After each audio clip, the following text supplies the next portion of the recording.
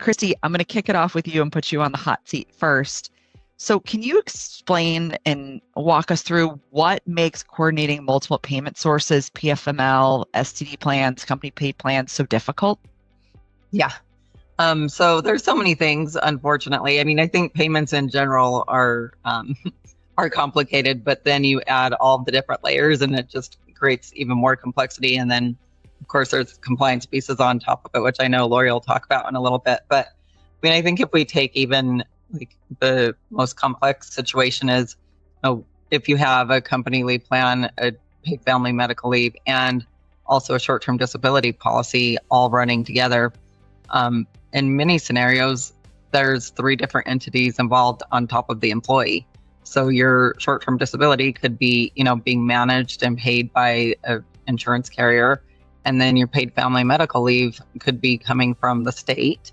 And then your company leave could be being paid to you by your employer. So not only is it difficult for employers, but it's also difficult for employees.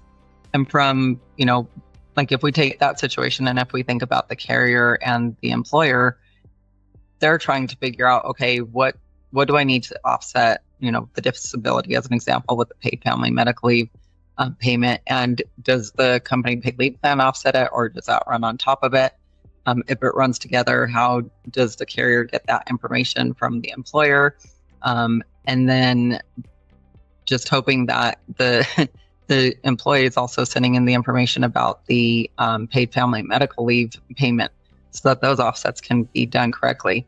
And, all this is being done by 3 different entities.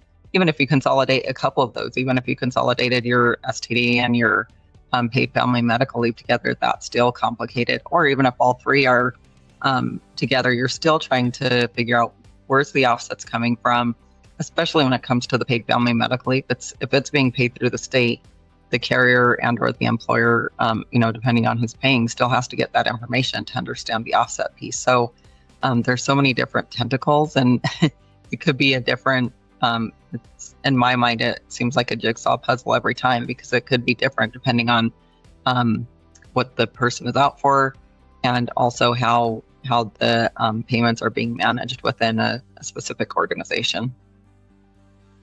Well, thank you for laying that out. It's very helpful to kind of ground us in kind of the next steps and where we're going to go with our conversation today.